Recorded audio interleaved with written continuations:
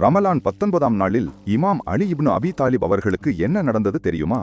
ரமலான் 19ஆம் நாள் இமாம் அலி இப்னு அபி தாலிப் அமைதியாக கிரேட் மாஸ்க் ஆஃப் கூஃபா மசூதிக்கு ஃபஜ்ர் தொழுகைக்காக சென்றார். சுஜூதில் இருந்தபோது ஒரு விஷம் பூசப்பட்ட வாள் அவரை தாக்கியது. கூஃபா முழுவதும் உள்ள முஸ்லிம்கள் அதிர்ச்சி அடைந்தனர். கடுமையான வலி இருந்தாலும் இமாம் அலி தொழுகையை முடித்து அல்லாவை நினைத்தார். தாக்கியவன் பிடிக்கப்பட்டான். இருந்தாலும் இமாம் அலி அவனை நியாயமாகவும் மனிதாபிமானமாகவும் நடத்தச் சொன்னார். தன் கருணையை காட்டி தாக்கியவனுக்கே முதலில் குடிக்க பானம் கொடுக்கச் சொன்னார்.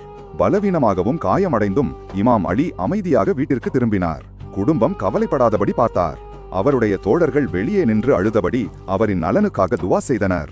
இமாம் அலி தனது மகன் இமாம் ஹசன் இப்னு அலி அவர்களை அழைத்து ஞானத்துடனும் பொறுமையுடனும் வழிநடத்தச் சொன்னார்.